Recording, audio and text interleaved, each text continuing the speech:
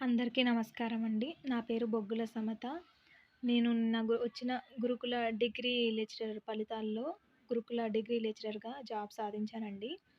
నేను ఈ జాబ్ సాధించడానికి నేనెంత కష్టపడ్డానో, అదే విధంగా నాకు చదువు చెప్పినటువంటి గురువులు ఎవరైతే ఉన్నారో, వారందరూ కూడా నాకు మంచి దీవెనలిచ్చారండి. దాంతో పాటు నేను ఈ టీఎల్‌జీ ఛానల్ యాప్ గురించి కూడా చెప్పదలుచుకున్నాను. ఎందుకంటే టీఎల్‌జీ ఛానల్‌లో నేను తెలుగు సాహిత్యము, వ్యాకరణానికి సంబంధించి క్లాసులనేవి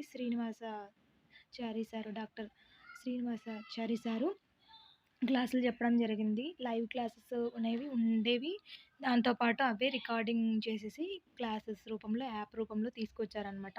అందులో నేను సారు ఫస్టు నేను తీసుకున్నప్పుడు క్వెషన్ పేపర్స్ ఏవైతే ఉన్నాయో నెట్‌వి కానీ, సెట్‌వి కానీ ప్రీవియస్ ఇయర్ పేపర్స్ అనమాట. వాటి గురించి ఎక్స్‌ప్లనేషన్ చేసేవాళ్ళు. నేను అనుకున్నాను వీటితో ఏమి నాలెడ్జ్ వస్తదని అనుకున్నాను.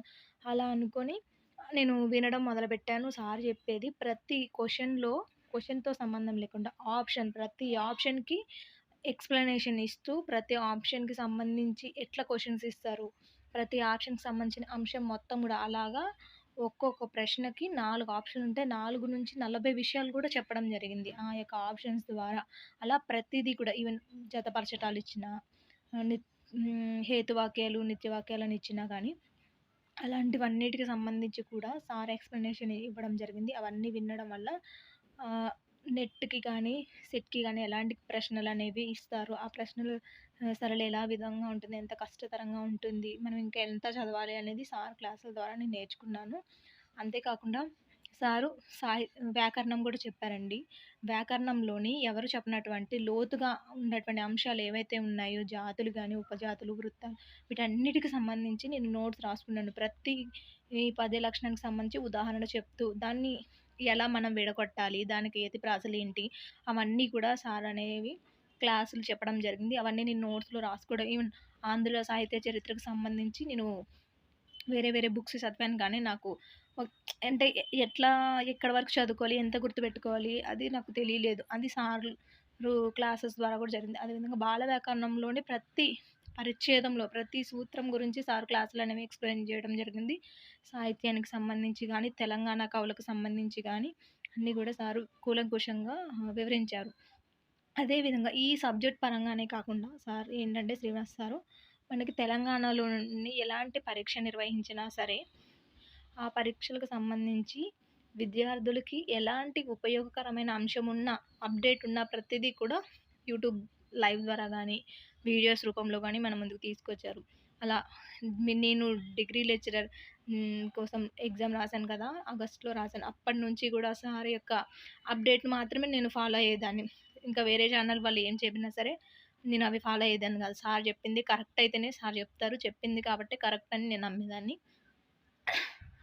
ఆ విధంగా సార్ ఎన్ని సార్లు ఫస్ట్ ఒకసారి కీ పెడితే దానికి సంబంధించి ఆ మార్క్స్ చూసుకొని దాన్ని బట్టి గూగుల్ ఫామ్‌లో సర్వే నిర్వహించారండి. ఎవరికి ఎన్ని మార్కులొచ్చినాయి, ఏ కేటగిరీ, ఏ జోన్ అని. అలా నిర్వహించారు. మళ్ళీ ఫైనల్‌కి వచ్చిన తర్వాత గూడా సారు గూగుల్ ఫామ్‌లో ఇవన్నీ కూడా నిర్వహించారు. అంటే సబ్జెక్ట్ చెప్పాము, అయిపోయింది అని గాకుండా ఒక విద్యార్థి తన తన ఏమంటారు కోచింగ్‌లో జాయిన్ అయిన తర్వాత అతనికి జాబ్ వచ్చే వరకు ప్రతి అంశాన్ని కూడా సారు దృష్టిలో ఉంచుకొని స్టూడెంట్స్ ఎక్కడ ఇబ్బంది పడొద్దు ఇన్ఫర్మేషన్ కోసమని ప్రతిదీ కూడా సార్ మనకి ఛానల్ ద్వారా, యాప్ ద్వారా, వీడియోస్ ద్వారా యూట్యూబ్‌లో కూడా ఫ్రీ వీడియోస్ కూడా సార్ పెట్టారండి. తప్పకుండా సార్ ఛానల్ వల్ల సబ్జెక్ట్ అయితే నేర్చుకోవచ్చండి. ఇవన్నీ గూడా ఇంకా పరీక్షలు గూడా నిర్వహించేవారు యాప్‌లో. టీఎల్‌జీ స్టడీ సర్కిల్ అనే యాప్‌లో.